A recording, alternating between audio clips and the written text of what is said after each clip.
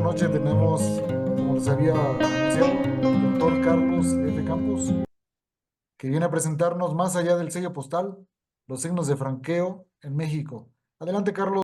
Uno más de mis esfuerzos en este camino que he decidido emprender desde hace algunos meses, tratar de tipificar, tratar de, digamos, clasificar o al menos categorizar todas las diversas formas que existen, las diversas maneras o métodos, si quieren que le denominemos así, de franquear una carta, franquear un envío que se hace por el servicio postal.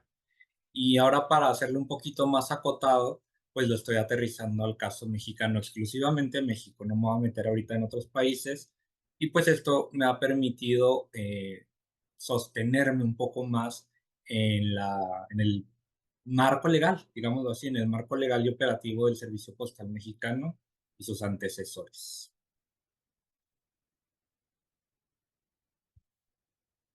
Ok, vamos a comenzar.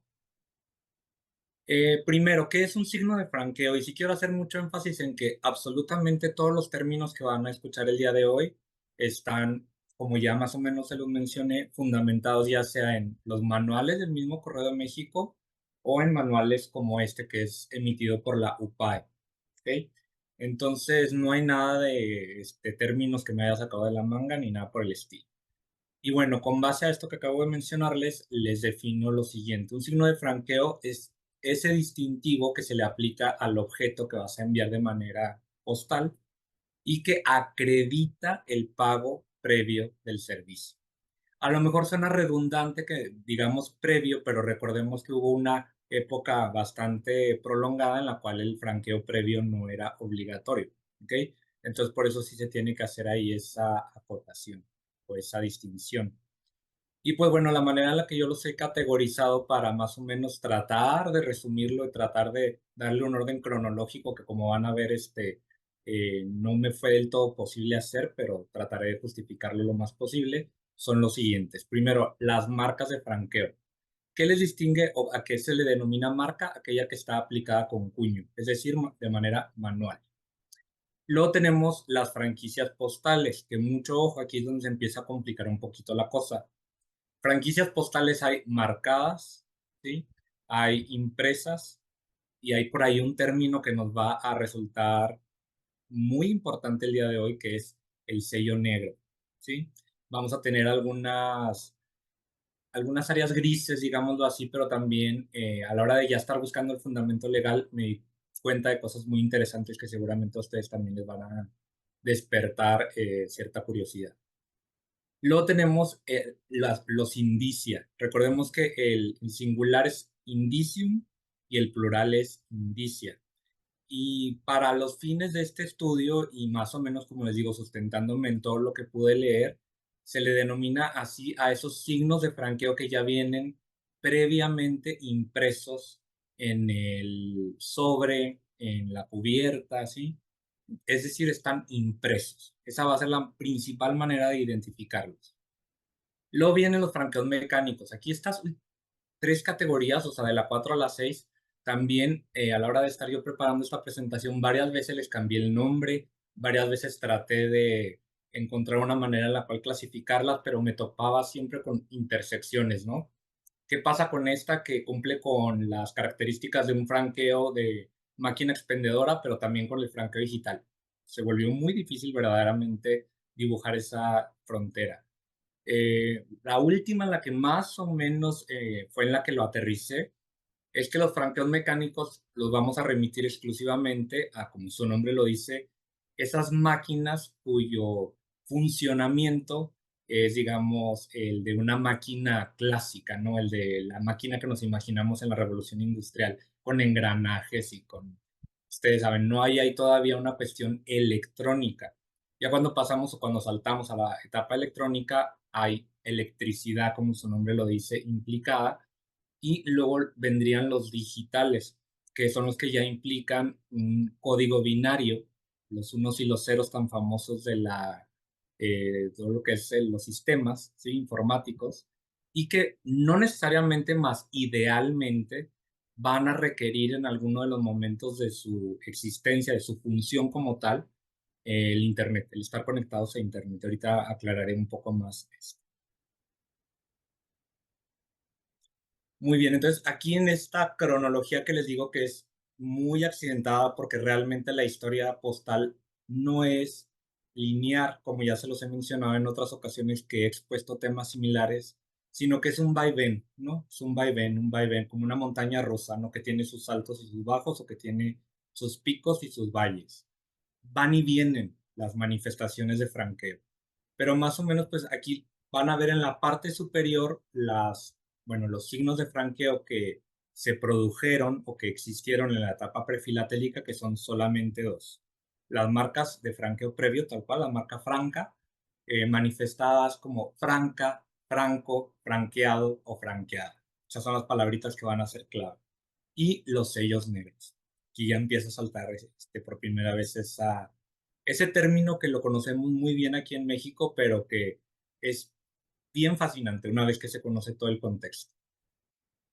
A este conjunto prefilatélico, de acuerdo a lo que encontré, por ejemplo, en el manual de la UPAE que les enseñé ahorita, se les conoce en su conjunto como precursoras, ¿ok? Y se les conoce como precursoras partiendo de una visión muy filatélico-céntrica, si quieren que le llamemos así, de que es un antes y un después del sello postal, que sí, evidentemente, pues sí, sí es.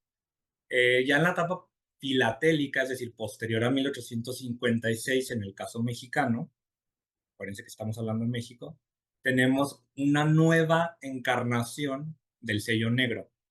El sello negro ahora no va a ser solamente el que acredita una franquicia, sino que también va a ser así la manera en la que le vamos a denominar a el uso de marcas francas en situaciones de emergencia en las cuales por alguna u otra cuestión, casi siempre guerras o conflictos internos, la oficina en la cual estaba despachándose esa carta, pues no contaba con sellos postales en ese momento. Luego tenemos los signos de franquicia, que como van a ver van a ser muy interesantes porque va a haber un momento en el cual se retoma nuevamente marcar la correspondencia con este tipo de sellitos como el que ven aquí, marca. Ustedes saben que durante muchos años aquí en México se sobremarcaron estampillas postales con la palabra oficial, ¿ok? Pero recuerden que el día de hoy estamos hablando de todo lo que no sea estampilla postal, así que obviamente no van a estar aquí cubiertos.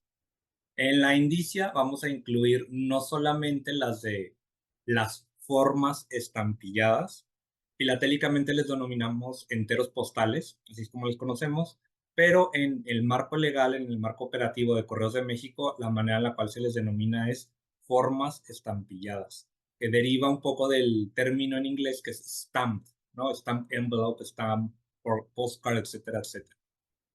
Y ahí también va a entrar el porte pagado, porque en términos estrictos, un porte pagado es una indicia también, un indicium, perdón. Y a lo mejor ahí es donde puede entrar un poquito el área gris que les mencionaba, pero no hay duda al respecto, ahorita verán por qué. Luego tenemos el franquígrafo, que esta es una palabra que también a mucha gente no le gusta, pero que es básicamente las impresiones o transferencias de los franqueos mecánicos, de las franqueadoras mecánicas. Luego vienen los atoms.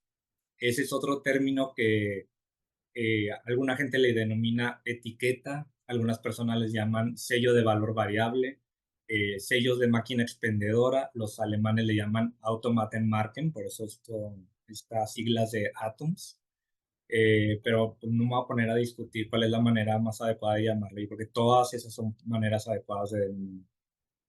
Y por último, los franqueos digitales, que por ser el área más nueva, el área más reciente, pues ahí es donde a lo mejor podemos tener todavía algunos pequeños errores de interpretación o a lo mejor todavía no termina uno de entender por completo lo que implica esto que vemos en pantalla, ¿no? Que ahí también entran las SEO, ¿sí? Y ahorita vamos a platicar por qué no son Atoms y por qué sí son franqueos digitales, las etiquetas SEO. Muy bien, vamos a pasar ya de lleno a la etapa prefilatélica. Primero que nada, obviamente tenemos dos etapas prefilatélicas. Y para no entrar en discusiones de historiografía el día de hoy, vamos a decir virreinal, ¿sí? La etapa virreinal de México. Y en esa etapa virreinal, pues vemos que se produce tanto los franqueos previos como la franquicia. México independiente, pues se mantienen prácticamente igual, al menos durante antes de 1856. ¿Cuál es el fundamento legal de esto? Pues la Real Ordenanza de Correos de 1794, que aún después de la independencia se va a mantener en vigor, no, no completa, pero sí la gran parte, al menos de las cuestiones operativas. Verdaderamente el correo del México independiente continuó con la inercia que ya traía. De hecho, en los primeros años del México independiente se siguieron utilizando los mismos puños, siguieron las mismas rutas, o sea, se mantuvo prácticamente intacta la real renta de correos y se le transforma, ¿no?, en lo que es la dirección de correos que conocemos hoy en día. En ese entonces, como, bueno, y hasta la fecha, lo sigue siendo, ¿no?, como parte de lo que era en ese entonces el Ministerio de Hacienda, perdón, ¿sí? Entonces, para el franqueo previo tenemos la siguiente quote, la siguiente cita, que nos dice lo siguiente. Las cartas y pliegos para franquear, ¿qué es lo que quiere decir esto? Es decir, las que ya se envían pagadas. Las va a recibir el oficial en el acto, es decir, frente a el usuario, las pesa, le señala por el reverso del sobre el porte, es decir, las va a tasar, y aquí en negrita les pongo la acción que nos está reglamentando, ¿no? Les pone el sello de francatura por delante, lo que nosotros le llamamos el frente, a presencia de las personas que la están entregando. Tiene que ser en presencia del usuario, ¿sí? Aquí cabe mencionar que una carta que pasó por mis manos de, no me acuerdo, Mateo Tijerina o Tijera, no me acuerdo exactamente, que fue, él tenía diligencias a mediados del siglo XIX. Y al parecer era un poquito ladrón el señor, por lo que me ha tocado leer de él. Pero hay una cuestión que él menciona que es extremadamente importante en una de esas cartas. Le está al destinatario diciendo lo siguiente, me lo acuerdo muy bien porque cuando lo leí no podía creer lo que estaba leyendo. Te estoy enviando dentro de esta cubierta, o sea, junto con esta carta, otra más que te voy a pedir el favor de que se la entregues a fulanito, ¿sí? Porque no me gusta mandarlas franqueadas, así tal cual lo dice, ya que esas son las piezas que más se pierden en el tránsito. Entonces, con esa cita textual que tenemos ahí de esa carta inédita, pues nos habla un poco de por qué era tan común que no se mandaran franqueadas. ¿Verdad? Obviamente, pues también porque no querías pagarlo tú, ¿verdad? Querías que lo pagara el destinatario, pero ahí tenemos una pequeña pista más, ¿no? Un pequeño testimonio más histórico de por qué no les gustaba mandar las franqueadas o por qué es que no se acostumbraba. Obviamente no estoy hablando de que esta fuera la razón principal, pero pues sí nos habla de por qué puede ser, ¿no? Que en ese entonces se tenía como que desconfianza de ese servicio en específico. Ahora, sobre la franquicia, la Real Ordenanza, casi la mitad se la pasa hablando sobre esto del sello negro y nos dice lo siguiente. El uso del sello negro con las armas, o el escudo, como diríamos hoy en día, de Castilla y León, que está concedido a las personas y tribunales que se contienen en el Real Decreto del 7 de diciembre de 1716, o sea, desde ese entonces se crea la figura de la franquicia postal, se entiende solo por los negocios de oficio. Mucho ojo con esa frase, de oficio, es extremadamente importante. Y no para los que tocaren a particulares. Y luego se procede a describir con mucho detalle cuáles son los castigos que se van a aplicar a las personas que no respeten esto que está aquí estipulado, ¿verdad? Hasta a la tercera ofensa pierden ya para siempre la franquicia postal. Ahora vamos a pasar a los ejemplos. Estas no son piezas mías, ¿ok? Arriba, en la esquina superior izquierda tenemos un frente, carta plegada, perdón, de México a Zacatecas desde el año 1803. Les señalo, va a ser muy importante más o menos que sigamos esta línea. Los colores se mantienen igual a la cronología que vieron ustedes. Ese arco iris que vieron ahí, no crean ustedes que es nomás para decorar. Es porque vamos a identificar cada uno de estos tipos de signos con esa clave de colores, si quieren que le llame así. Lo que son así como moraditos son las marcas de franqueo previo y el azul así un poco más fuertecito es las que nos señala las franquicias. ¿Okay?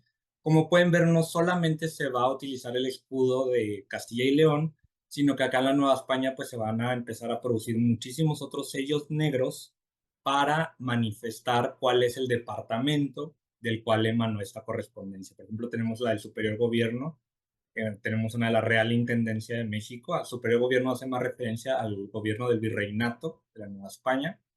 Y como pueden ver, la que tenemos en la esquina inferior derecha está certificada también, que es una pieza rarísima, es una pieza extremadamente rara en una carta, bueno, un frente, son puros frentes los que sobreviven de su naturaleza certificada del periodo virreinal novohispano, pues son rarísimas, se cuentan casi casi con los dedos de la mano. Exageré un poco ahí, pero sí, para que se den una idea de la importancia que tiene. La certificación también en sí, a pesar de que nos está manifestando que se está enviando por este servicio, es también una marca de franqueo previo. Les voy a decir por qué. Porque por reglamento todas las piezas certificadas tenían que ir con franqueo previo. Se tenía que, o sea, el remitente es el que pagaba el servicio, entonces también nos está manifestando un franqueo previo.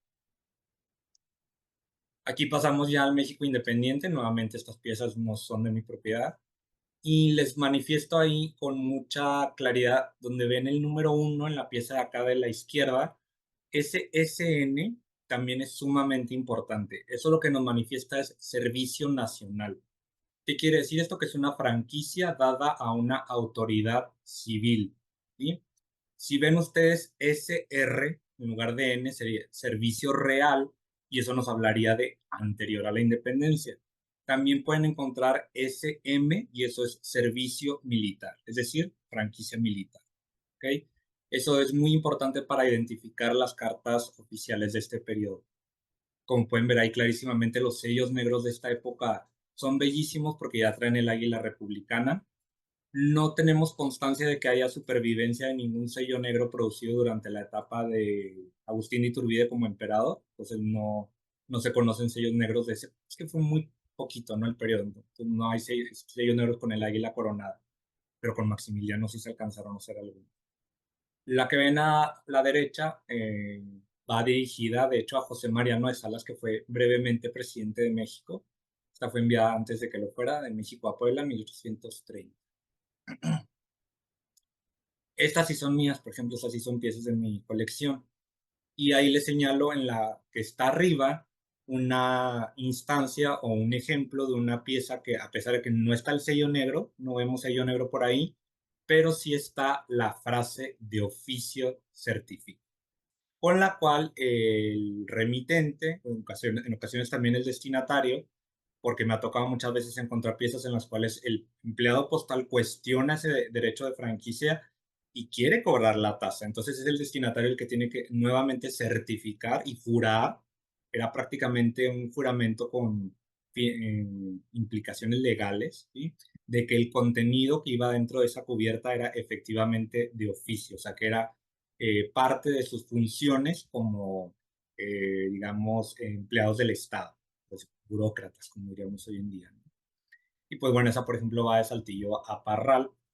Luego tenemos acá otra que es de San Luis Potosí a Río Verde. Ahí sí vemos un sello negro claramente, que es de la Tesorería General del Estado de San Luis Potosí. Ahora, ojo, que veamos nosotros que esté el sello negro en un frente o en una carta plegada o en una cubierta, no siempre va a ser garantía así total y absoluta de que fue una pieza a la que se le dio franquicia postal. ¿Por qué? Porque de repente sí se encuentra uno con piezas en las cuales, a pesar de que está este sello negro, viene que está tasada, ¿no? Que sí se le cobraron 2 reales, 3 reales, 4 reales, etcétera, etcétera. E incluso me ha tocado ver casos en los cuales es muy evidente por qué no se los respetaron, porque el contenido no era de naturaleza de oficio. Y me ha tocado ver casos en los cuales sí se salieron con la suya, que se les respetó la franquicia, pero que ya cuando lee uno el contenido, me tocó hace poco leer una muy simpática que le están mandando unos medicamentos al gobernador, me parece que era de Puebla, o al alcalde ahí de Puebla, para su malestar de angina, que en ese entonces le decían malestar de angina prácticamente a cualquier enfermedad de la garganta, ¿no? Pues no sé, no, si eso cuente como de oficio, pero a mi parecer no lo es, ¿verdad?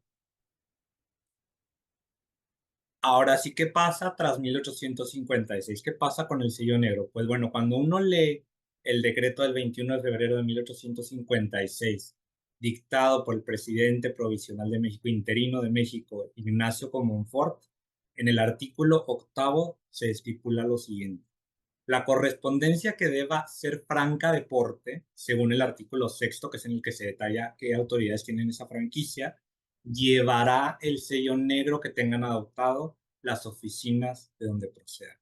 Es decir, el término legal, el término conceptual, como ustedes le quieran denominar, sello negro sigue intacto. Se sigue refiriendo a una marca de franquicia. ¿Sí? Ahora, para manejarlo en términos filatélicos. Y aquí tenemos dos ejemplos, ninguno es mío. El de la derecha es una pieza extraordinaria. Pero ven, vamos a empezar con el de la izquierda. Ahí está la presencia de la marca Franqueo Previo, la Franco. Está el sello negro, que en ese caso, si mal no recuerdo, es del gobierno del departamento de Durango, era cuando México estaba dividido en departamentos, todo, en la etapa centralista. Y de hecho esa pieza va dirigida a Santiago Vidaurri, que fue gobernador de Nuevo León y que fue de simpatías medio conservadoras, ¿sí?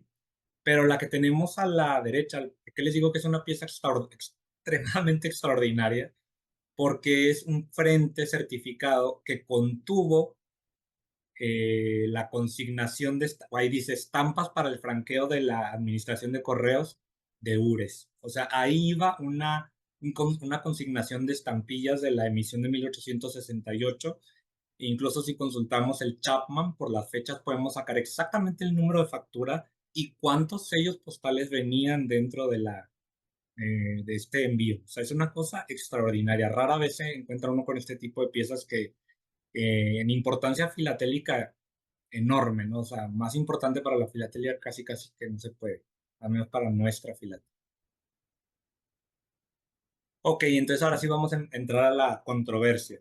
Seguramente muchos de ustedes, por no decir que todos, porque todos los presentes son expertos, pues saben perfectamente que en nuestro argot filatélico aquí mexicano, al sello negro más bien lo conocemos como esas marcas de franqueo previo, como ya lo dije, utilizadas después de 1856, ¿sí?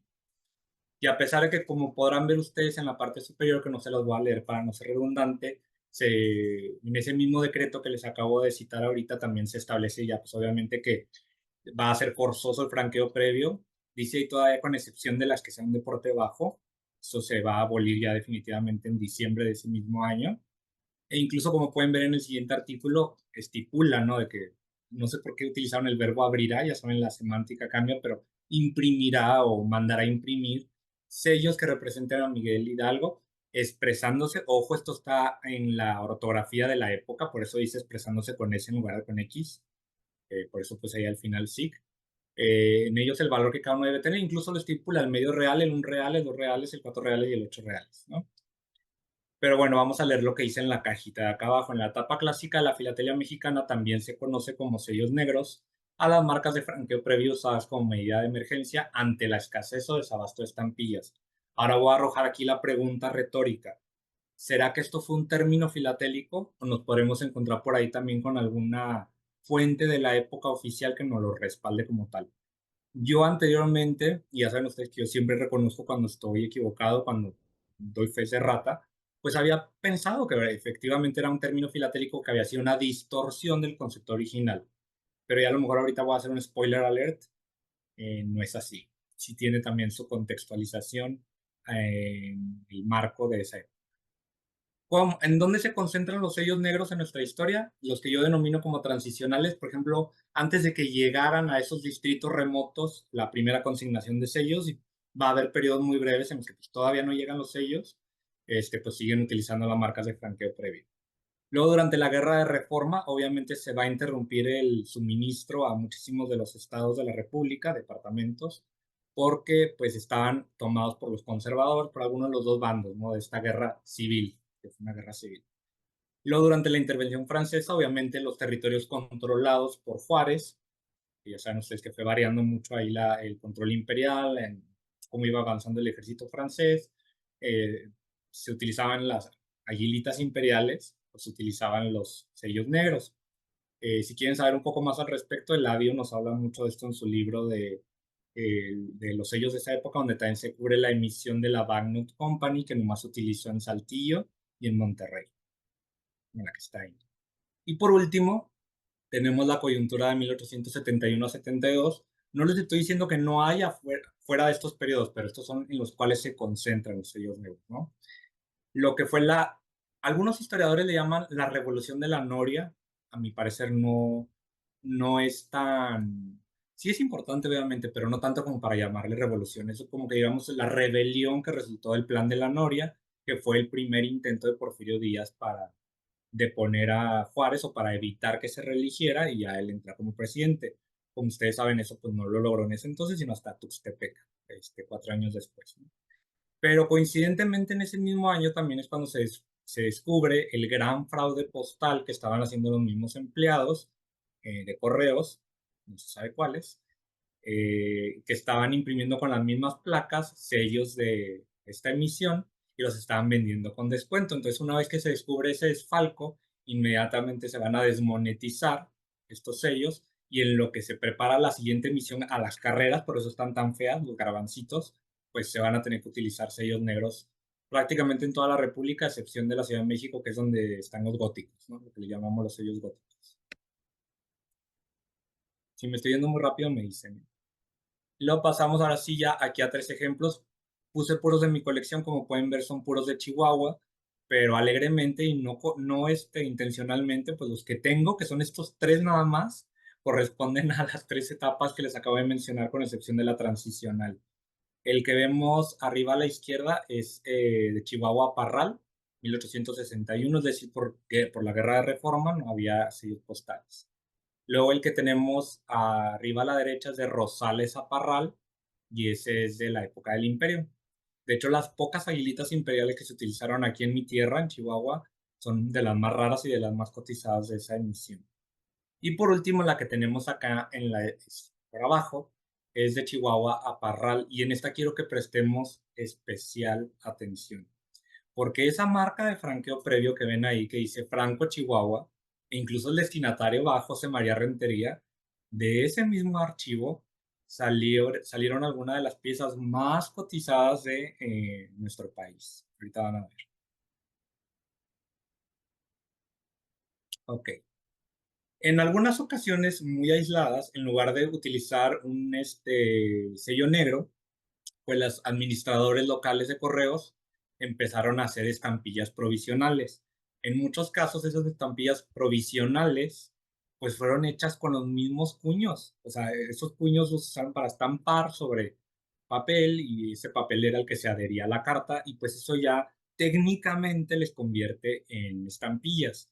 Pero realmente los dos elementos o características que nos permiten distinguir a este tipo de signo de franqueo previo al de las marcas de franqueo es que tienen alguna de las dos siguientes características. Llevan valor facial, esa es importantísima, y o se sellaron sobre papel adherido al sobre. Tuve que agregar ahí el y o. No soy experto en provisionales, pero si quieren saber más al respecto, la plática que dio Jaime Benavides en mi oficina les va a resolver todas las dudas que tengan. Hay algunos eh, casos aislados en los cuales no tienen valor facial o que, lo contrario, se sellaron directamente sobre la carta y aún así son considerados como provisionales, ¿no? Pero ¿por qué les decía que es tan importante esto? Porque estoy hablando de las estampillas provisionales, porque en este marco legal, que por cierto, esto es el trabajo de Eladio García fue el que lo encontró esto, vamos a ver algo muy interesante. ¿Okay? Es el recibo número 25, no, perdón, 2353 de la Administración de Correos de Chihuahua. Empresarios de la finca de diligencias, la empresa ahí local de diligencias, certificamos haber recibido la cantidad de 100 pesos consistentes en sellos negros de la propia oficina para expenderlos, nuevamente ahí la ortografía arcaica, de nuestros despachos. Y de hecho este hallazgo que hizo Eladio como historiador postal, pues fue el que permitió legitimar y justificar la existencia de estos sellos. Y como pueden ver aquí en esta pieza, va a Parral, va al mismo destinatario, José María Rentería, y vean ustedes la marca de franqueo previo, es exactamente la misma. Nada más que en este caso ya vemos que se le agregó el valor facial, medio real en este caso, y están además obliteradas, de una manera pues con pen cancel, como dicen en inglés, y pues ya, así fue como descubrimos que no, pues el término sello negro también se empezó desde ese entonces a utilizar de manera indistinta para referirse a estos signos de franqueo. Conclusión, no es un término filatélico. Eh,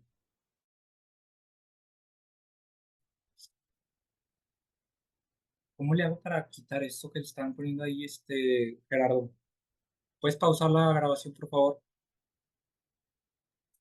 No te entendí, Es que se ven unas como rayitas verdes que no sé de dónde salieron, yo no las puse. ah, Creo que alguien, a ver, déjame,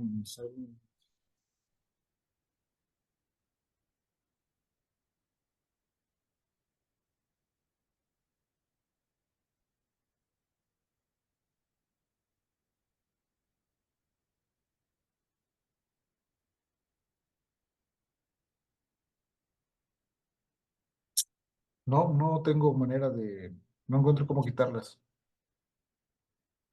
¿qué hiciste, Grifaldo? Porque vi que fuiste tú.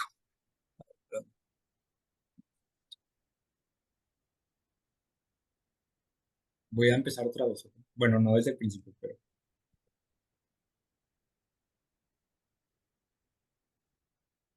Sí, yo pensé que era una secuencia que hacías entre la parte de Ujú. arriba y la de abajo.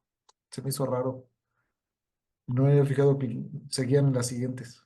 Ujú.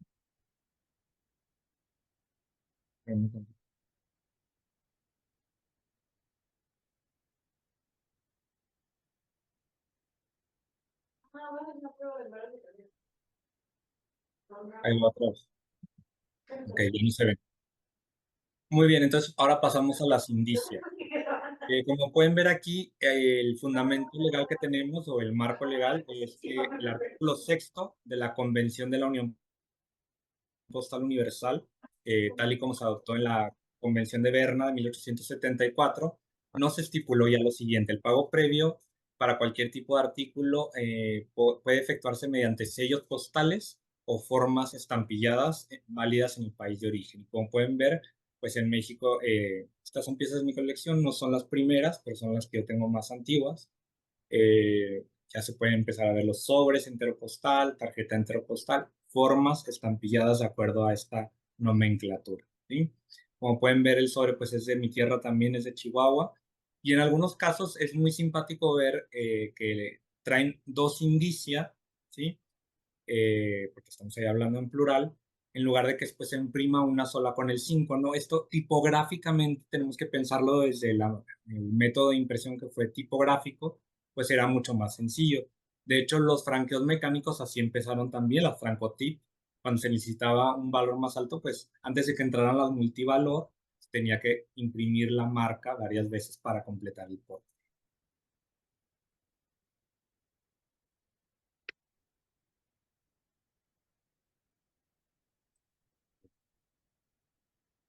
Ahora, muy importante, en el catálogo de MEPSI, de enteros postales, hay otro más que es el de, escribió un español, ahorita se me va el nombre, perdón, pero el de MEPSI, que es el más actual, vienen clasificadas las que fueron impresas por iniciativa privada, obviamente con un permiso, con una concesión del Estado, pero aquí tenemos a la abuelita, ¿sí? De lo que es el porte pagado hoy en día. Y muchas veces se ha cuestionado si los portes pagados realmente los debemos de considerar o no como parte de nuestra disciplina, como parte de nuestra área de estudio. Pues yo creo que aquí tenemos la respuesta clarísimamente. Existen formas estampilladas de la etapa pues ya posterior a la clásica, ya una vez que hayamos entrado a la Unión Postal Universal, pero que ahorita se consideran pues, plenamente como coleccionables y parte de nuestra historia postal. Es la misma, prácticamente la misma dinámica. O sea, hay variaciones obviamente en los métodos en los que se hizo el pago de ese franqueo, pero es básicamente la misma dinámica. Entonces, una vez que ya asenté esto, yo creo que hasta incluso haciendo esta presentación fue que me terminó de caer el 20 por completo, que pues si los portes pagados, por más feitos que estén, estoy de acuerdo, o sea, están muy feitos, pero algo que tenemos que tener presente, digo, cada quien colecciona lo que quiere, ¿verdad? Eso me queda clarísimo, pero también tenemos que tener un poco más o menos de conciencia, o al menos tener identificado o saberlo plenamente, que no coleccionamos esto por lo bonito, no estamos coleccionando cromos, sino que lo estamos coleccionando por su valor histórico, por su valor documental, etcétera, etcétera. Entonces, pues, hasta los bonitos y los feos, ¿verdad? Evidentemente, a lo mejor también a alguien en 100 años, pues ya no se le va a hacer tan feo. La gente que vivió en esta época, a lo mejor se les hacían feos y por eso los tiraban la mayoría de las veces, ¿no? pasa, ¿eh? Es el prejuicio estético y hay que tenerlo presente. Ahora, marcas de franquicia. Una vez que se deja de sobremarcar estampillas con la palabra oficial, que si mal no recuerdo, la última es con el primer tiraje de las del 34, de la emisión del 34. Todavía encuentra unas con la sobremarca oficial. Pues bueno, ya después de eso, vamos a ver que se retoman nuevamente estas marcas, ¿no? Como pueden ver, estos dos sobres se parecen mucho porque vienen los dos del servicio extranjero de los Estados Unidos de América. Pero, por ejemplo, la de arriba sale de Ensenada, que para empezar me parece que es un origen bastante raro. Todo lo que es Baja California, la historia postal es muy difícil de encontrar. Y ahí vemos que hay dos signos de franquicia. La que está marcada con el número 1 dice correspondencia consular y la que está marcada con el número 2 nos dice Ensenada, México, correspondencia oficial. Mientras que la que tenemos abajo solamente dice correspondencia consular libre, correspondencia oficial. Este otro caso es mucho más, bueno, no mucho más moderno, pero sí más reciente, es de 1967, y vemos que esa marca se ha convertido ahora en esta especie de cachet que nos dice franquicia postal concedida, perdón, según oficio número, y ahí da el número y da la fecha en la cual se concedió eso. Por ejemplo, se está otorgado a la Comisión para la Protección del Comercio Exterior de México. Una reflexión que me gustaría que hiciéramos es que ya no está el sello negro como tal, pero sí está el membrete. ¿Estamos de acuerdo? Ahora está integrado en el membrete del sobre. Y pues también ese membrete, a pesar de que no es un signo postal, sí nos habla de más o menos esa legitimidad de esta pieza transitando por el servicio postal, gozando de franquicia, libre de por. Y pasamos ahora a los franqueos mecánicos.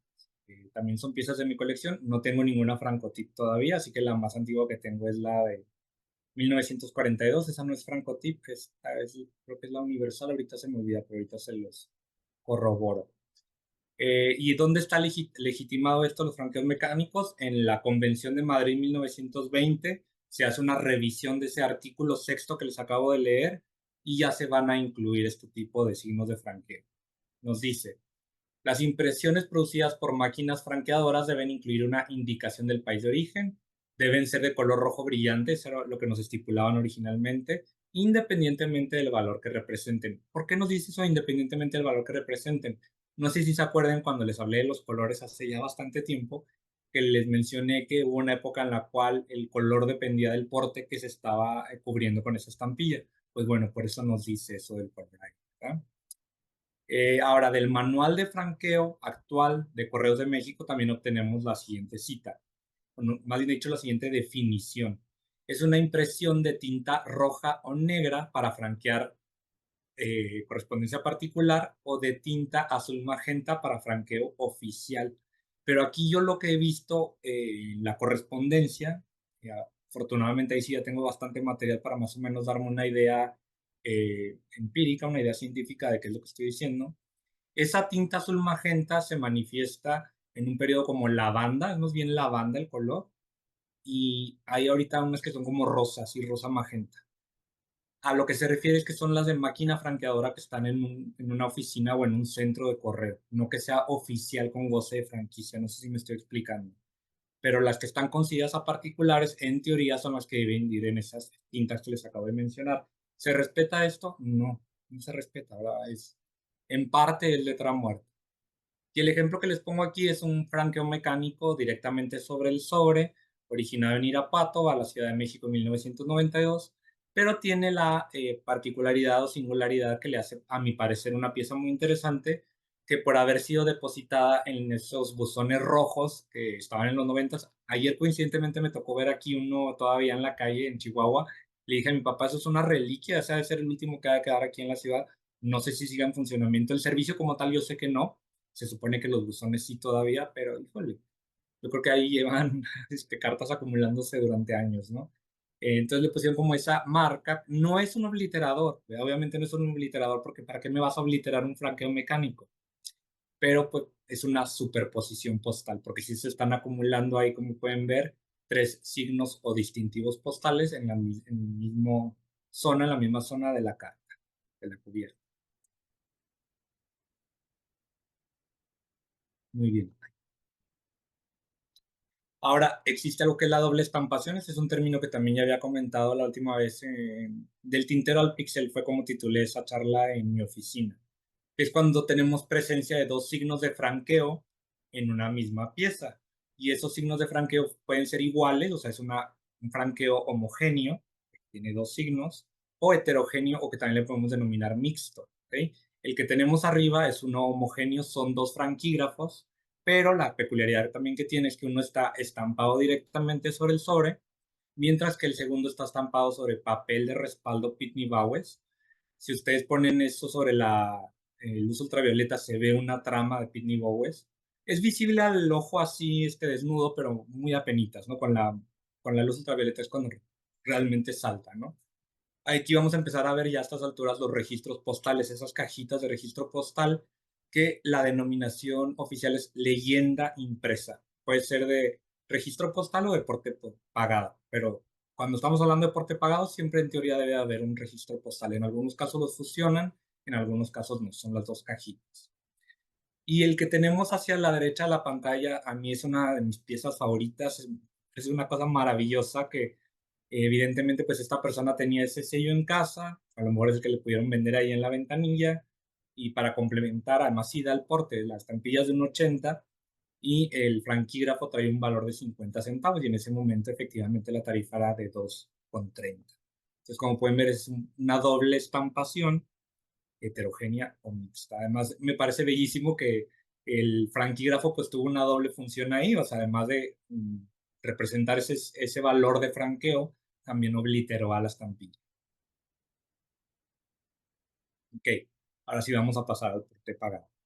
Como pueden ver, esto está sacado del manual de Cepomex, bueno, en Correos de México.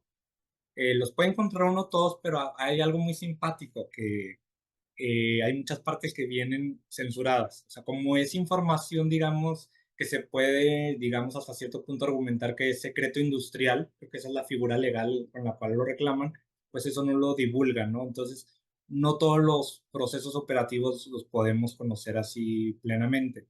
Pero bueno, esta diagramación, por decirlo de una manera, nos habla muy claramente de cómo es que debe de estar configurado el frente de una pieza a circularse. ¿Ok? Y ahí pueden ver que tenemos la cajita del registro postal donde dice identificación del porte, es donde va el signo de franqueo. ¿Sí? Y actualmente el Correos de México solamente reconoce tres métodos para portear una carta. Estampillas postales, las marcas de máquina franqueadora y la leyenda impresa de porte pago. Esos son los únicos tres métodos que existen actualmente para clientes corporativos. Vale aclararlo también, ¿verdad? Porque también está el cupón de respuesta internacional. Y estos son los tipos de porte pagado. Como pueden ver, pues hay bastantes cartas, publicaciones, impresos, etcétera, etcétera. Vamos a ver algunos ejemplos.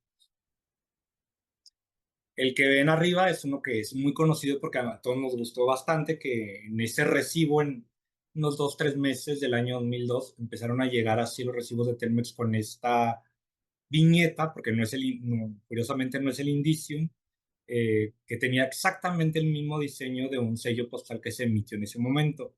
No es algo misterioso y no hay una función, digo, no hay una, digamos, razón así escondida de por qué pasó esto. ¿Quién es el dueño de Telmex? Carlos Slim. ¿Quién es el que estaba patrocinando la creación de este consejo para el rescate del centro histórico? Carlos Slim. Carlos Slim compró medio centro histórico. De hecho, allá le dicen que el centro histórico es de Carlos Slim en Ciudad de México. Por eso, por eso es esto. No ese es el contexto histórico del momento por el cual podemos explicar un poco mejor esta ocurrencia, ¿no? Por decirlo de una manera. En este caso, el franqueo mecánico que ven ahí no es un franqueo mecánico, realmente solamente se utilizó para fechador, para poner la marca de origen y la fecha. Está evaluado en 0 pesos desde la máquina Hassler. Y realmente, ¿dónde está el signo de franqueo? Pues en la esquina inferior izquierda, donde dice porte pagado. Todavía no se difundía o todavía no se obligaba que estuviera colocado dentro de una cajita, pero sí aparece el permiso y la leyenda como tal, porte pagado. Ahora pasa algo muy interesante con los portes pagados. Alguien muy listo, como siempre, esa gente lista que es la que mueve a este mundo, se le ocurrió que en esas flámulas publicitarias, que es la bandeleta, como lo denominamos filatélicamente, la UPU le llama flámula, pues se pusiera la cajita de porte pagado. Entonces tenemos acá un ejemplo de un franquígrafo en el cual se integra la leyenda porte pagado en la parte de la flámula publicitaria y como pueden ver el valor declarado es de nuevos pesos cero. ¿Sí?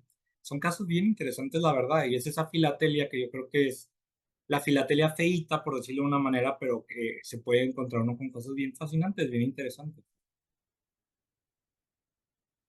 Acá tenemos un ejemplo de porte pagado de propaganda comercial, uno de publicaciones periódicas, uno de impresos. Además, ese me encanta porque, como pueden ver, está el porte pagado pegado arriba de otro permiso. Ahí nomás es cuestión de ponerle una luz intensa por abajo y vamos a ver qué es lo que decía ahí abajo.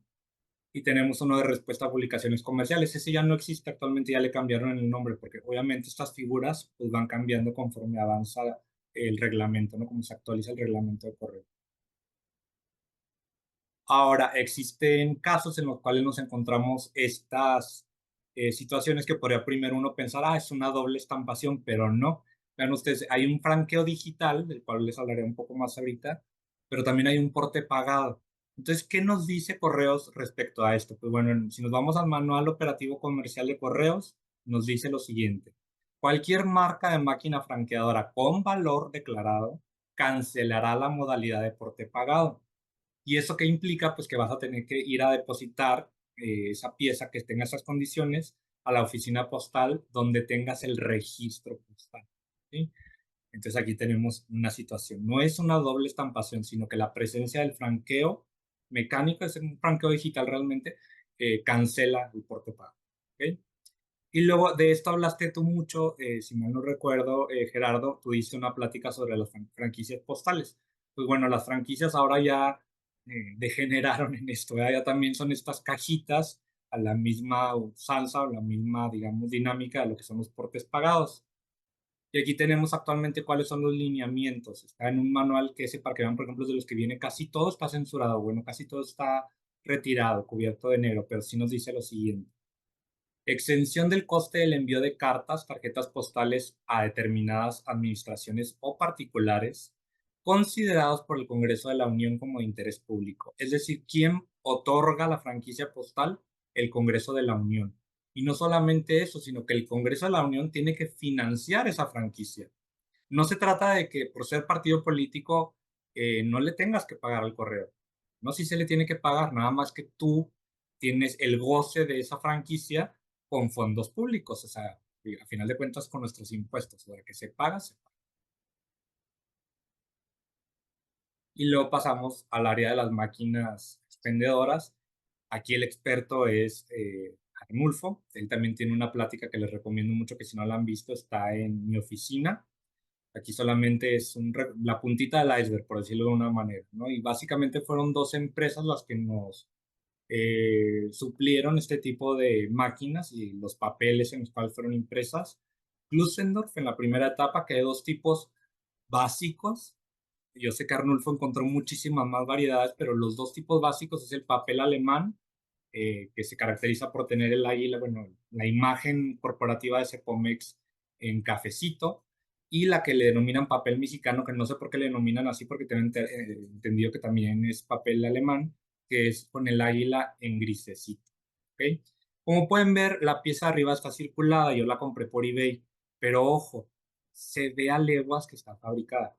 ¿Cuál es el problema con esto? Que el 90, por estoy exagerando, pero el 90% del material sobreviviente o que existe actualmente es este tipo de artificios hechos por, como tú también lo comentaste alguna vez, bueno, no sé si quieras que te citen esto, pero Grifaldo lo comentó en la charla de Arnulfo que hubo una camarilla de alemanes que vinieron a vaciar las máquinas expendedoras para hacer esto porque pues, lo vieron como una inversión a futuro.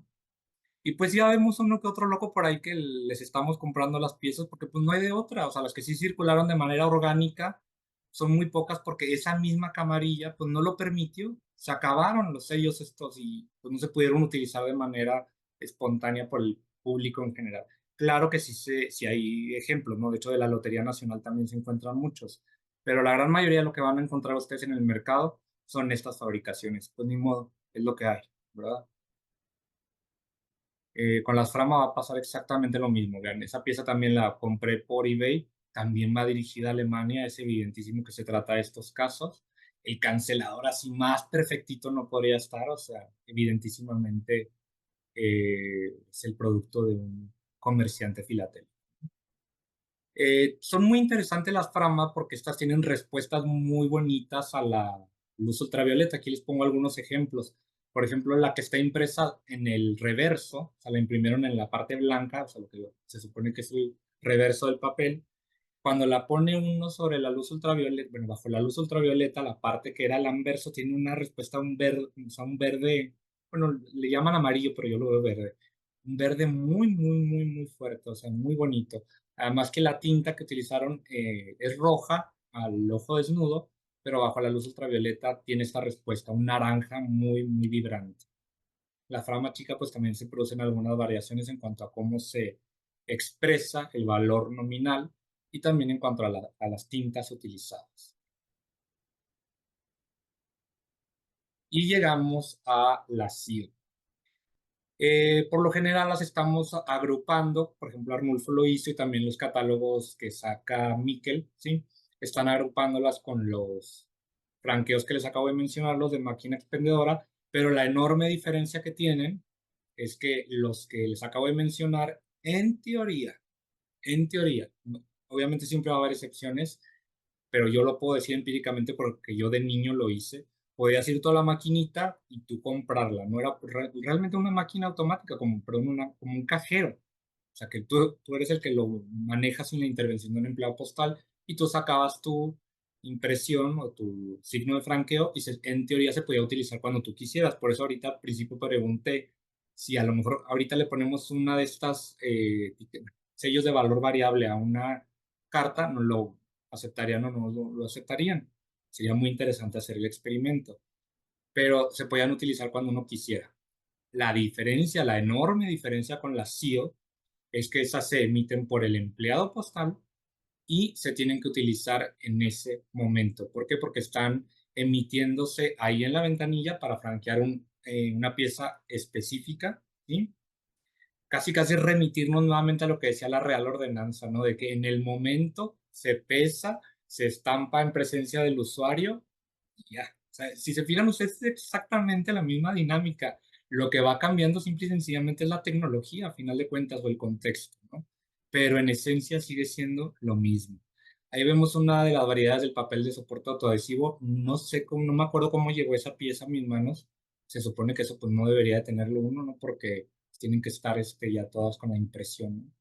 Ahora, otra cosa, no estoy seguro del todo, no me hagan mucho caso, pero en muchos países las impresiones de este tipo se hacen con tinta térmica. Y ya sabemos lo que pasa con la tinta térmica.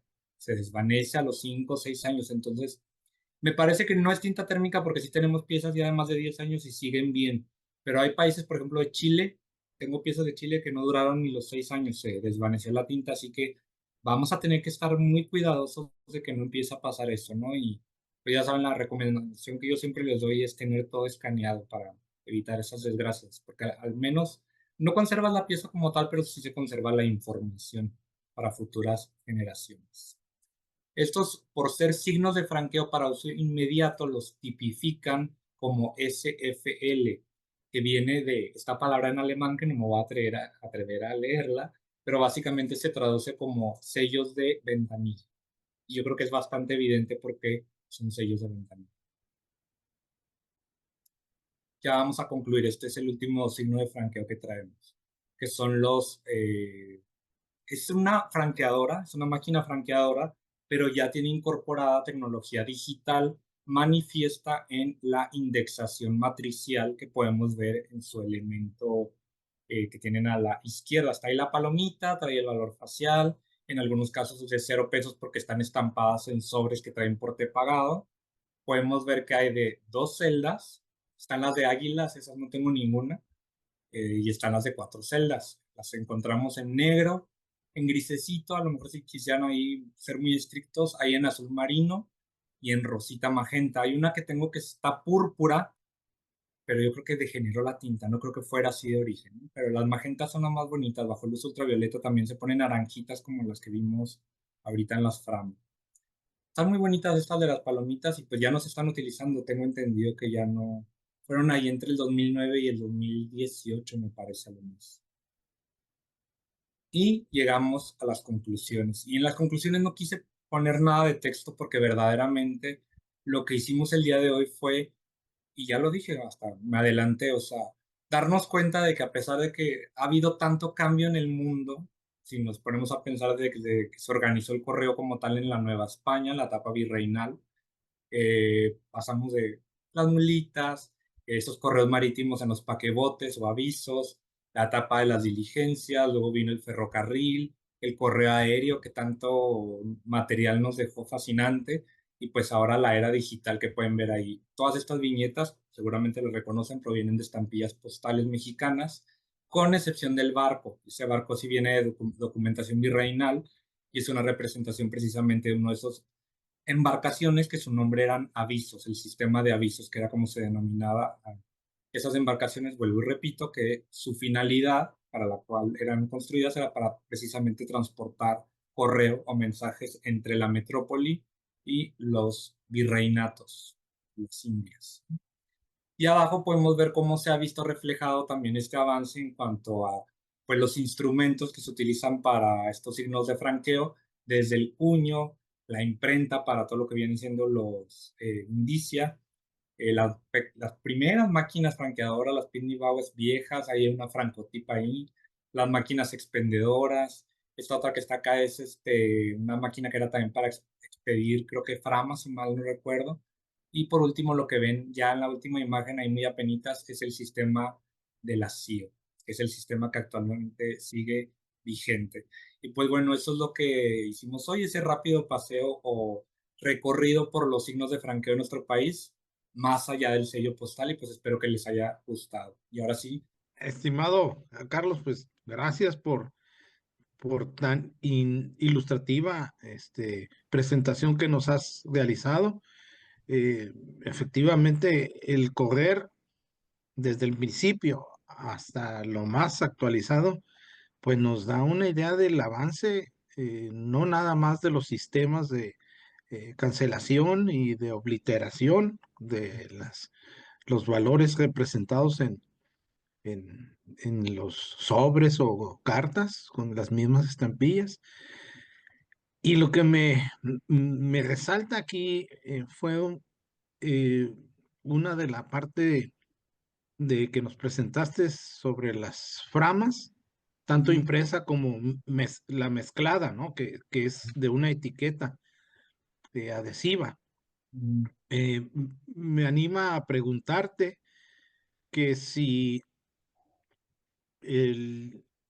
fue un complemento el de la adhesiva, concretamente para poder cubrir el derecho que se tenía estipulado por el servicio que se estaba prestando.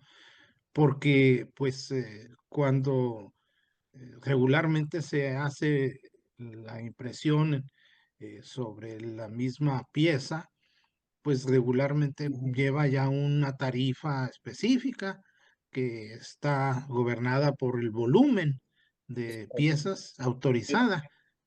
Pero si hay alguna característica especial, pues se tiene que complementar con la etiqueta, ¿verdad? Y pues sí, nos quedamos sorprendidos por toda esta versatilidad. No sabemos qué vaya a suceder en los próximos o futuros años, pero lo que sí puedo también coligar al final de lo que nos dijiste de Ujú, las térmicas es que creo, ¿verdad? Espero que así pudiera ser mi razonamiento de ujú. que es como el sistema de impresión láser jet Ajá, y este cáncer que le dicen en inglés, exactamente inyección de tinta. es un tipo, ¿verdad? Que como dices tú, la eh, inkjet, te soy sincero, al paso de los días o tiempo y si la humedad juega un papel, importante en la pieza, cualquier cosa que tú hayas impreso a colores, la humedad hace un desastre completamente, se desvanece aquello y es como si le hubiera, me imagino los tiempos de hacer trabajo de cromatografía en un laboratorio donde ponías aquella gota y de repente los colores se te manchan en toda el papel, filtro, ¿verdad? Pero en este caso, si creemos que en un momento dado sea por impresión de LaserJet, significa que la cuestión térmica juega un papel definitivo, o sea, va a permanecer y va a conservarse. Ojalá que así sea. Ojalá. Los tickets que nos dan así en algunos de los comercios, esos no me duran a veces ni 5 semanas o menos. Cuando Ujú. ya los saco de mi cartera, no se ve nada, absolutamente. Ya ni sé Correcto. de qué se trató. Así que muchas veces lo que hago es primero sacarlos y no simplemente estar certero de que lo que haya pagado con la tarjeta de crédito o como sea, y que tenga un respaldo, que aparezca la factura correspondiente en el buzón de Y en correo. esos casos el escáner es nuestro mejor amigo, sinceramente. Además, Sí, ahora con la tecnología que puedes aumentar el contraste y ahí lo va a tien- comprobar de alguna tienes razón. manera. Si una pieza que a nosotros nos guste, y en particular, como dices, para preservar el uso de las piezas, debemos de digitalizarlo y almacenar mientras se pueda, doble o triple, como lo hacen algunas personas, para Ojalá. poder conservar la memoria histórica de este uso. Felicidades, Muchas Carlos. gracias. Verdaderamente es una delicia tener la oportunidad de escucharte, ¿eh? Gracias. Muchísimas gracias, eres muy amable. Sí, para contestar tu pregunta, los casos que les presenté de doble estampación eran complementarios, precisamente completaban la tarifa. Incluso por aquí les voy a enseñar una página de mi colección donde se puede ver otro caso. Sí, ahí hay otro caso de doble estampación. Aquí es de mi colección de franqueos. Y se producían estas ocasiones. Incluso me llegué a topar con una pieza que me gustaría bastante también compartírselas, en las cuales el franqueo mecánico está impreso directamente sobre la carta, pero por alguna situación no lo pudieron depositar en el día que decía el franquígrafo. Entonces lo que hicieron fue pegarle otro franquígrafo encima de la parte de la fecha nada más. Y yo lo que hice a esa pieza sí le metí la luz por atrás para poder ver yo y dirimirlo. Entonces, efectivamente, originalmente está fechada como para el 19 de abril del... que me la encuentro.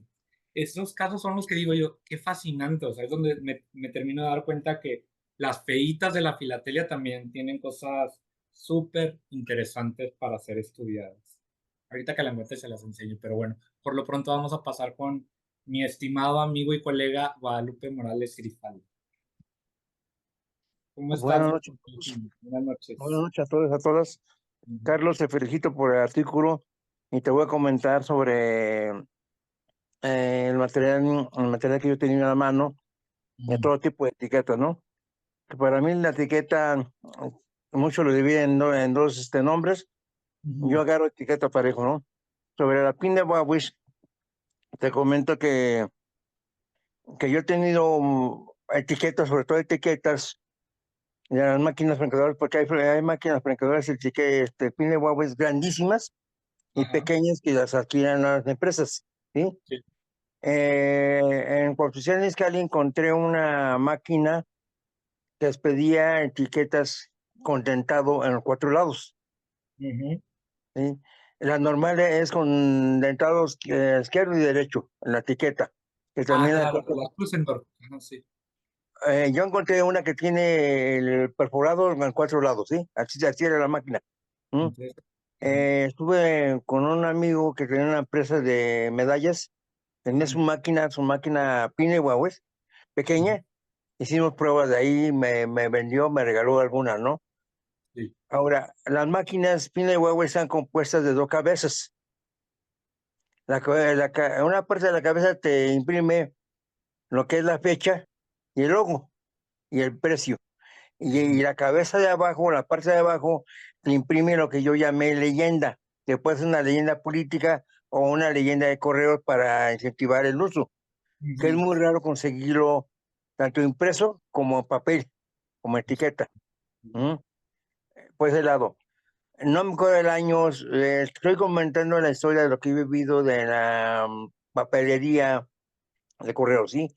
Me acuerdo que una jefa implementó un servicio que también es bueno nombrarlo en el tipo de trabajo que tú hiciste, de la mancha, una mancha rosa, que yo le puse la mancha voraz.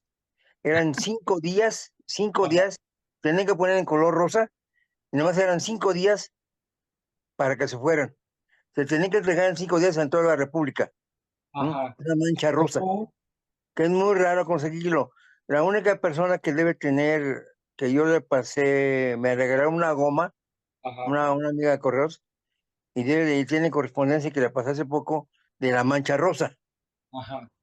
Ahora, ya terminando lo que está actualmente en función, es el sistema SIO, y aquí no nombraste tú el sistema de MECPOS, que también te da etiqueta, Tienes razón, efectivamente. también te da etiqueta.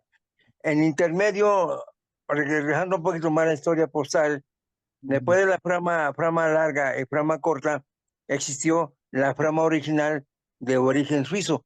Esas máquinas hermanas manejaban la dependencia de correo. Yo la conocí, una donde está, cuando está el Monumento de la Revolución, no me acuerdo cómo se llama ahorita la oficina, o ya desapareció. Nomás duró 3 meses, se acabó el papel original que venía con las máquinas. Posteriormente las muchachas metían de cualquier etiqueta que hubiera, ¿sí? O el directo al sobre, incluso, ¿no? También. Yo probablemente por ahí debo tener de todos los tipos que se usaron y que vendían ellas, que también se pegaron, pero es muy rarísimo conseguir la forma original circulada. Muy difícil, súper difícil. Yo tengo las etiquetas impresas y tengo la impresión en sobres con los 5 servicios que daban, ¿eh? Después a ver si lo encuentro, te mando imágenes. Son Me 5 servicios interesa. que daban, ¿sí? Me interesa, me Entonces, interesa. es de toda la experiencia que he tenido, de todo tipo, desde 1924, 20 por ahí, hasta la actualidad, en todo lo que he visto, porque no he guardado el material, lo regalo, lo paso aquí, lo vendo barato, casi lo regalo, ¿sí? Para que todos tengamos un poco de material. Una de las personas que conozco es Arnulfo, obvio, porque él tiene mucho material que me ha comprado a mí. Y al que iniciamos esto hace muchos años fue Víctor Sierra, también tiene mucho material atrasado. No sé si actualmente tenga guardado, porque ya tengo muchos años que no veo, pero es una persona que tiene muchísimo material y etiquetas. Víctor, a los que conozco es Sí. Víctor, Arnulfo y yo, a Mira, los que fíjate, nos metimos de lleno a ese tipo de material, y actualmente le acabo de mandar a David muchísimo material de todo tipo de etiquetas, papelería postal, todo para que escogiera. y Y eso está también de ahí ya se la pasé directamente, se la pasó David al buen Ricardo Pérez para que ellos escojan lo que quieran, porque hay que preservar la Pues ¿dónde me cultura, anoto en la lista para que luego siga yo también? la cultura filatélica, ¿no? Porque la estamos dejando morir. Ese es el tema. Pero no, No, yo creo que la ya estamos gracias dejando a morir. ustedes como precursores hemos tomado conciencia de eso y lo estamos rescatando. Vean, esta es la pieza que les decía que se le puso un segundo franquígrafo para corregir la fecha. Aquí está impreso cómo se ve a contraluz, cómo se corrige de una fecha a otra. Le puse aquí esto para cubrir el tema de la privacidad, ¿no? Y este no sé si sea la mancha voraz que hizo, porque mira, es una tinta magenta que siempre la pasaban Pero mucha esa es la máquina manchita. aplicadora. Mira, La mancha voraz era un sello común y corriente. Una ah, figura de una mancha. Pero tenía que ser, la ponían, al recibir la correspondencia, la ponían, ajá. no cancelaban ni una zapilla, la ponían y lo tenían que en 5 días entregar. Vamos a decir que es el experimento que hicieron antes del MacBooks. ah. Gracias, Carlos. Muchísimas gracias a ti, Grifaldo. Siempre muy interesante tu retroalimentación. Ricardo, muy buenas noches. Creo que sigues tú. ¿Cómo estás? Bueno, este, bueno, varias cosas. Muy interesante todo el material. Yo solamente me gustaría comentar, creo que deberías incluir también cupones de respuesta internacional y los cupones de la UPAE, porque que también son cupones de respuesta, son prepagados. Entonces son raros, escasos, pero los de respuesta pagada internacional están desde 1906, son escasos, pero están catalogados la mayoría. Entonces valdría la pena que los incluyeras, y también los del UPAE, porque son indicadores de un porte prepagado, ¿sí? Aunque sea para canjear, se canjee o no, pero está prepagado, que eso es una cosa que tú señalabas. Otros comentarios, bueno, el que citabas del catálogo es Ferrer, de España, ¿sí? Y el catálogo moderno, el de 2017, no es de MEPSI, es con la colaboración de MEPSI, pero es de la Unión Postal, United Postal Stationery, ¿no? Y bueno, eso nada más como precisión bibliográfica, ¿no? Y un comentario, sí, en cuanto a tu definición de el franqueo. El franqueo implica el pago o la exención del mismo, ¿sí? O sea, dependiendo de la época, hay algunos documentos de franqueo o franquicias en donde realmente existe la exención y no se paga nada, ¿sí? Es totalmente un paso libre, digamos, una autorización para que circule. El caso de algunos documentos, por ejemplo, con indicia, que son de relaciones exteriores, por ejemplo, y de los consulados o legaciones mexicanas, estaban libres en ciertas épocas a nivel mundial y en otras solo a nivel nacional, ¿no? Entonces, eso varía. Entonces, sí me parece que deberías incluir una precisión en ese sentido en tu definición. Y la otra, déjame ver qué más te iba a comentar. Que en la CIO hay también franqueos mixtos, ¿sí? O sea, tú puedes llegar y llevar tu carta ya prefranqueada o preestampada con tus etiquetas, y ya tienes en ese caso la aceptación, pero si vas a meter el registrado y vas pagando el registrado, entonces te va a aparecer también una CIO en ceros, aunque ya lo hayas pagado, que ese es un adicional interesante, ¿no? O sea, Incluso con entonces, su número de registro. aspectos que yo adicionaría como importantes a tu trabajo, que me pareció excelente, muy bien en general, ¿no? O sea, y una cosa más, que el sobre, cuando pones indicia como tema, ya que empiezas a desarrollarlo, el segundo sobre que tiene impresión privada no es es un entero postal oficial al cual el propietario del negocio le hizo una impresión posterior, pero era el sobre normal, ¿sí? Y los hay de Singer y de otras compañías, ¿no? O sea, 2 o 3 compañías que tenían los sobres oficiales, que eran enteros postales, que así se vendían ya prefranqueados, digamos, y les imprimían sus direcciones. Entonces, en realidad, no es el caso de los que sí son documentos realmente oficiales. Y solo hay un caso, en mi opinión, aunque algunos reportan otros, como si fueran oficial y publicitarios a la vez privados, que es un sobre que está hecho con publicidad adicional, pero se paga la mitad por el usuario, porque la compañía que hace la publicidad ya pagó la otra mitad. Entonces ahí es una indicia privada, pero digamos, está Semi-privada, ¿no? autorizado por el gobierno. Yo creo que el único caso en donde se dan las dos cosas. Aparece una serie de tarjetas y tarjetas cartas que erróneamente dicen que son enteros postales con publicidad. No es cierto, en mi opinión, pero aparece así, ¿no? En todos los catálogos. Y son realmente enteros postales oficiales a los cuales de manera privada se le adicionó la publicidad. ¿Sí? Entonces ya no entrarían como enteros postales diferentes, muy bonitos, muy llamativos, pero no es lo mismo, ¿no? O sea, el único caso en que yo creo que es mixto, el uso del sobre como algo privado y público o oficial, es este sobre que te digo. Si puedo, ahorita te lo escaneo para que lo tengas. Una duda nomás, Ricardo. En los casos de Wells Fargo y de la Hidalgo, el de las compañías de diligencias, ahí, ¿cómo lo podríamos explicar? Ese tipo de ¿El sobres. qué? El Wells Fargo, las diligencias, los que hicieron los de las Bueno, diligencias. en la época que ya Hidalgo. existe de los indicia, ¿te refieres? Porque hay una etapa en que no aceptan pagar, se pagan en Estados Unidos la indicia, el indicium, perdón, y entonces sería otro caso, ¿no? O sea, porque es para Estados Unidos. Aunque trajeran ya el logo mexicano, pero el indicium del sobre era norteamericano en una etapa.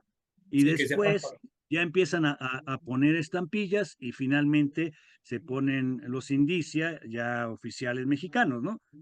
En ese caso, en los casos de todas las compañías privadas que usaron estos, eran autorizaciones, pero el gobierno, o sea, ellos llevaban a colocar el indicio, el indicium de cada sobre en las oficinas postales.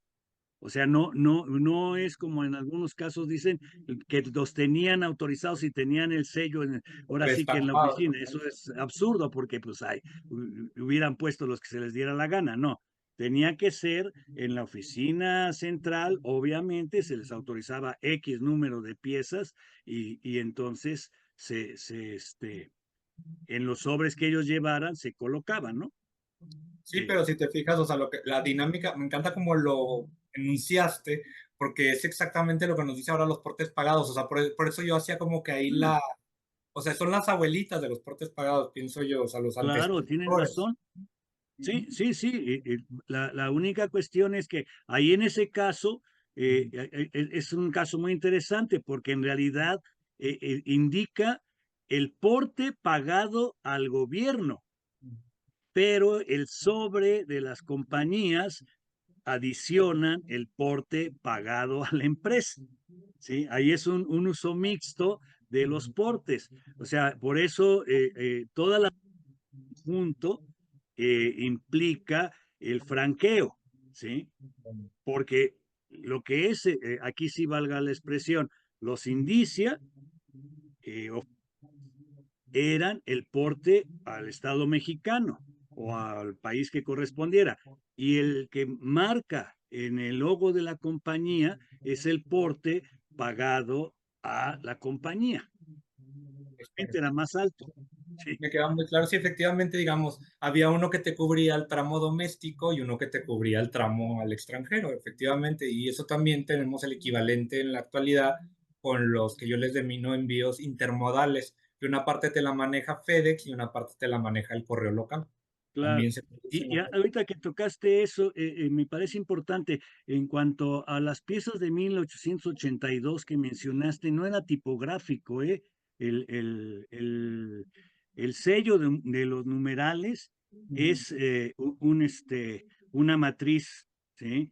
Pero no tipográfico, ¿sí? Okay. O sea, ¿El cliché? es un cliché? un cliché, ¿no? O sea, totalmente, ¿no? O sea, no es tipográfico, porque los tipográficos se armaban básicamente a mano en ese tiempo. Bueno, ya Rompecabezas. había tipógrafos que se podía escribir en el teclado y iba saliendo la línea de tipos, ¿no? Unida, ¿no? O sea, pero no es tipográfico realmente, es un cliché prediseñado, ya calentado, endurecido, y entonces se aplicaba, ¿no? Por eso hay errores en donde aparecen de cabeza, o los números invertidos, o Mal alineado. repetidos, y cosas así, ¿no? Porque era con el cliché, y si te equivocabas, pues lo ponías del lado contrario, porque se iba haciendo pieza por pieza, ¿sí?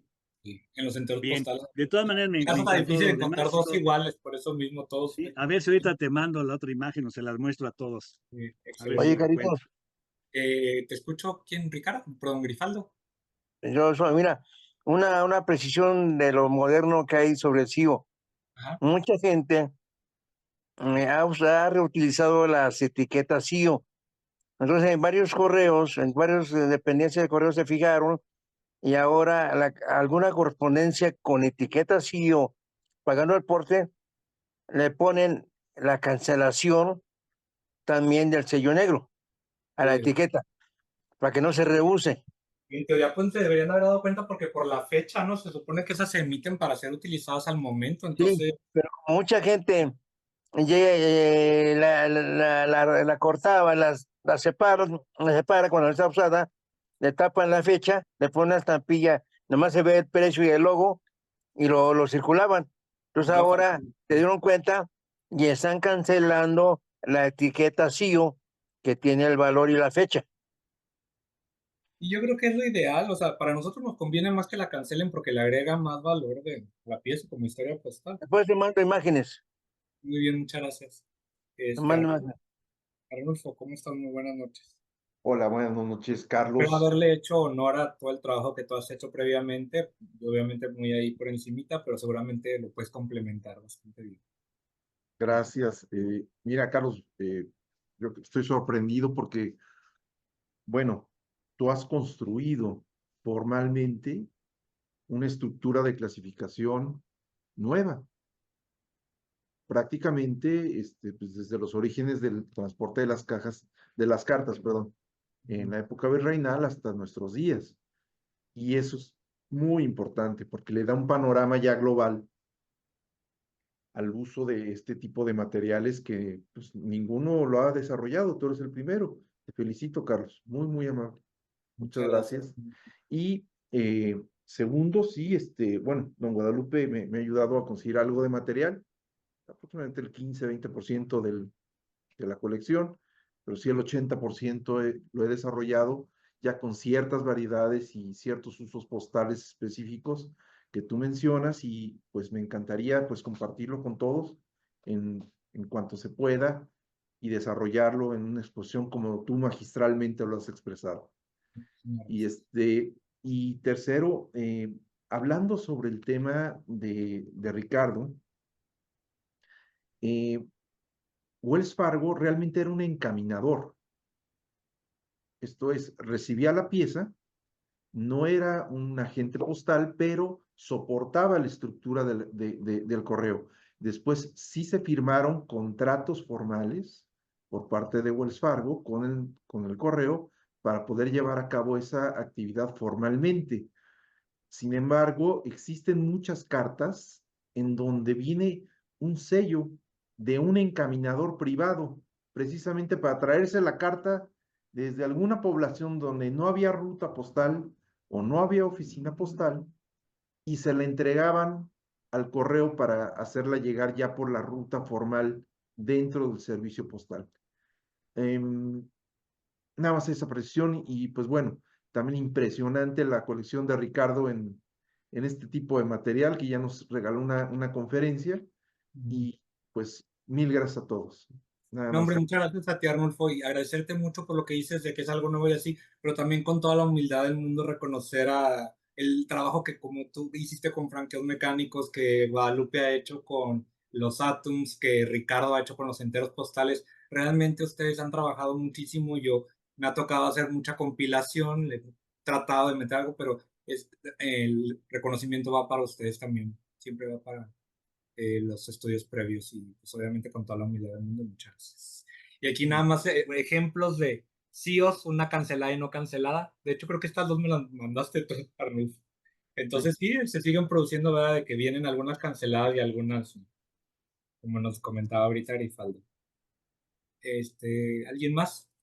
Fíjate que realmente, Carlos, Ujú. la etiqueta, realmente la etiqueta sí o cualquier etiqueta, realmente es una estampilla, queramos o no, lo que paga Completamente. el porte, punto. Estampilla de valor variable es como les denominan los españoles, por ejemplo, y yo estoy completamente de acuerdo, es una estampilla. Estará Una feíto estampilla. como ustedes quieran, pero es una estampilla. ¿Cuál es la función con la cual se está cumpliendo? Franquear una carta. Está adherida al sobre, es una estampilla. O complementar. franquear o Ajá. complementar. Sí, eso ¿Sí? que mencionaron ahorita, efectivamente, a lo mejor me ha tocado que yo llego y le puse 7 pesos de porte y resulta que son 12, pues me imprime la etiqueta de 5 pesos y Y el cero es muy difícil conseguirlo porque el cero es para cuando tú llevas el porte completo, te ponen la etiqueta con el número de guía, y le ponen el cero, y muchas veces el cero lo tiran. Yo en mi caso, yo prefiero que pongan el número de guía y la etiqueta cero para que vaya complementado todo. Y la etiqueta cero viene siendo un complemento del servicio. o como nos enseñó Arnulfo, un caso de que cuando es entre oficinas postales, por ejemplo, a las que sí traen franquicia, las emiten con el cero. ¿Verdad, Arnulfo? Tú nos mostraste eso en tu conferencia de mi oficina. Sí, es un sobre emitido entre dos oficinas postales y es correspondencia de un administrador a otro administrador postal y viene específicamente en ese contexto. O sea, dejan la etiqueta en cero, no viene ningún porte, ninguna estampilla y pues bueno, se deja registro formal del origen y destino de la pieza como tal para constituir la historia postal completa de la pieza. Sí, Exactamente. Son como los gracias. fronteros Es mecánicos que franco, puedes en ver. ese caso sería o sea, es paso libre, ¿no? Sí, No pagan. Nadie Es lo así es. paga. oficial. Es oficial. Pero para dejar esa evidencia, se hace precisamente la estampación de las etiquetas que tú mencionas. ¿Qué nos muestras, Gerardo? No se alcanza a ver.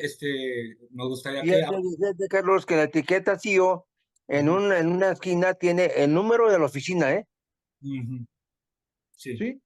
Por eso es lo que estoy comentando. De ahí se genera la historia postal del origen de la pieza y pues los sellos de recepción dan el destino específico de la misma.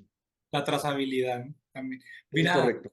ver, ya estamos bien. Ay, mira, esa está en 0 pesos. Mira, qué Así es. simpática. Es Miren, lo que te decía que pagó el porte, ujú. pero ya no requería más porque va registrada, Gerardo, Sí, si no, no se lo ponen.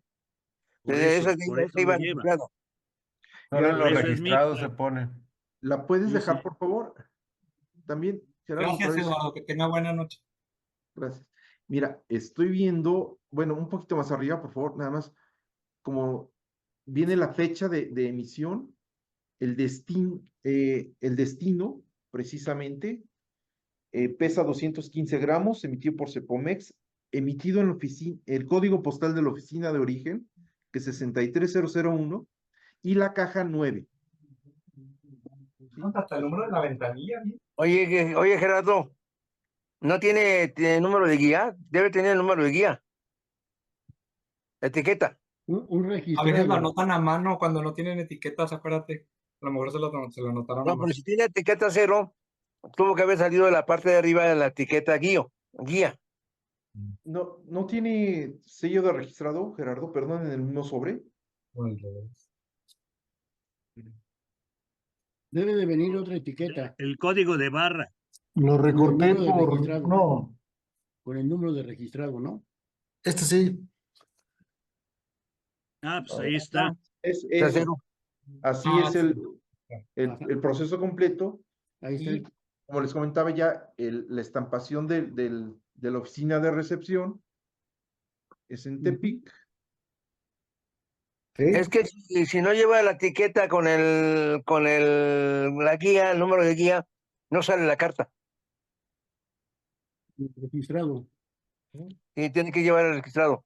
Ahora, compañeros, acuérdense que siempre hay excepciones a la regla. O sea, si queremos que todas las cartas cumplan con el reglamento, pues nos vamos a dar de topes en la pared porque no Carlos, va a ser así. aquí muy importante que mencionas eso, es que Ajá. también se da el caso en que uno lleva solamente estampillas, pero no le pegan las etiquetas emitidas por CIO. Hay Ujú. un conjunto de etiquetas preimpresas que se pegan en la carta Ujú.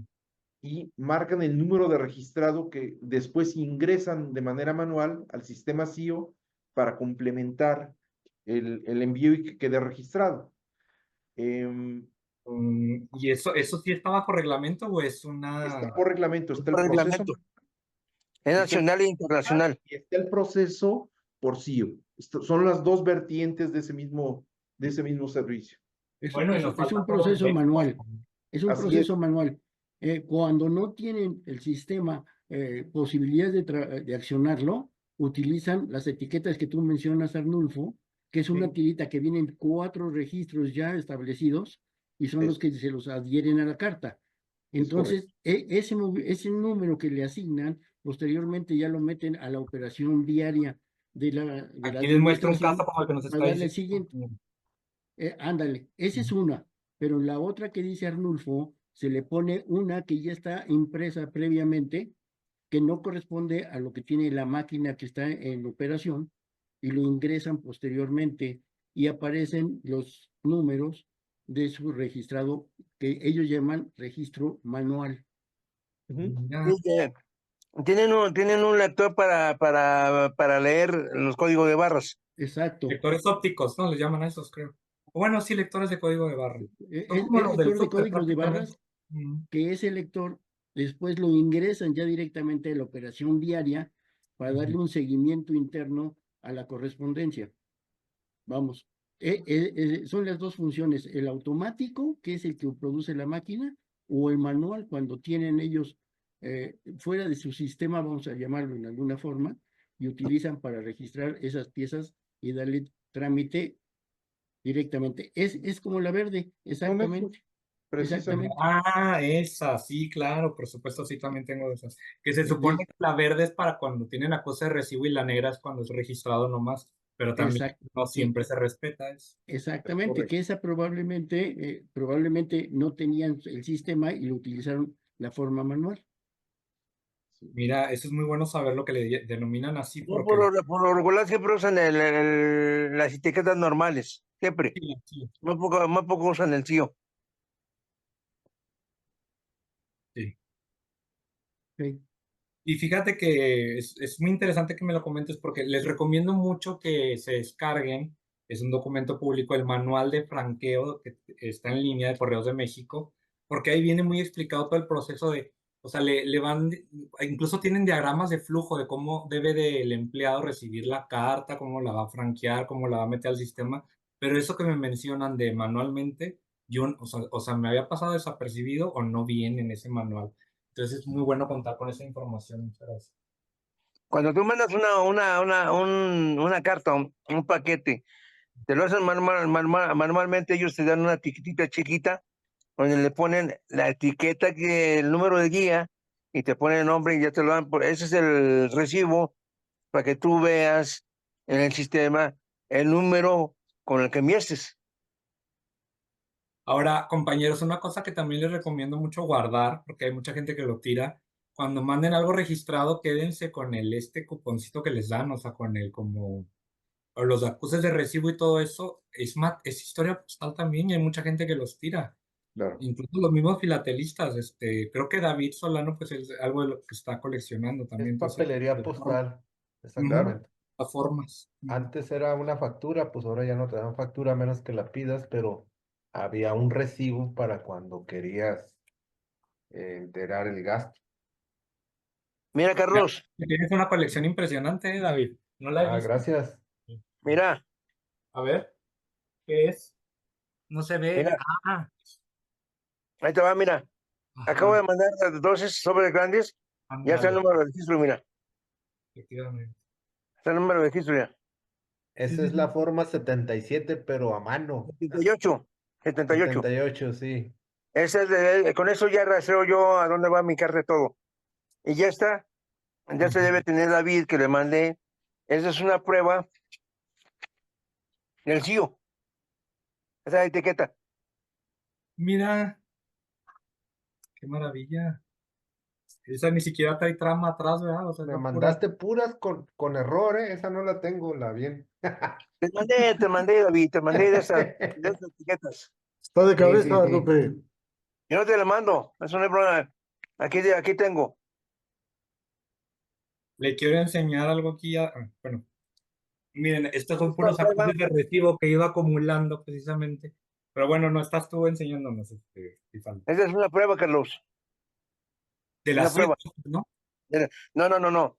Del MedPost. Ah, ya, ya, ya.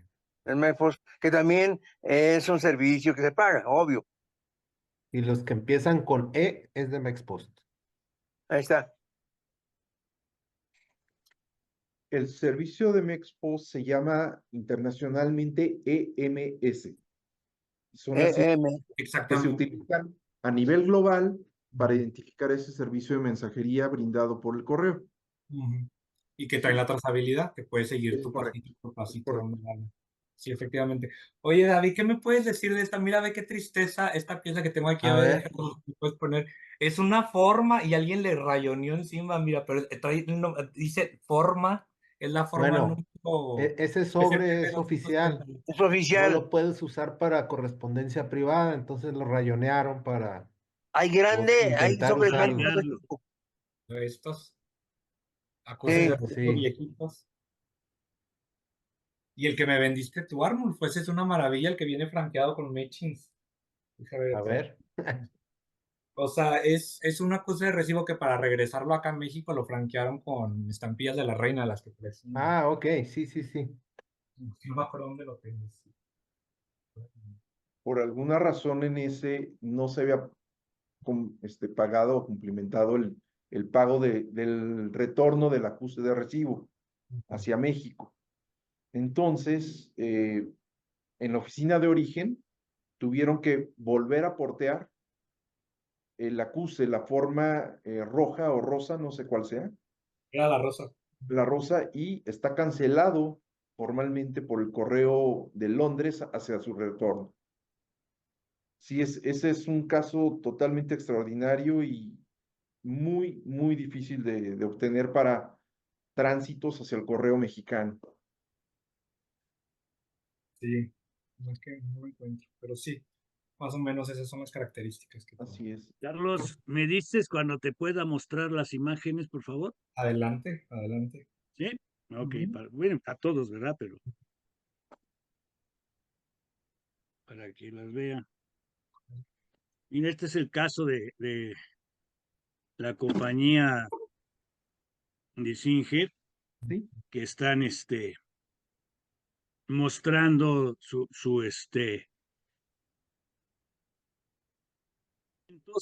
pero impresos a posteriori de la elaboración del sobre oficial, ¿no?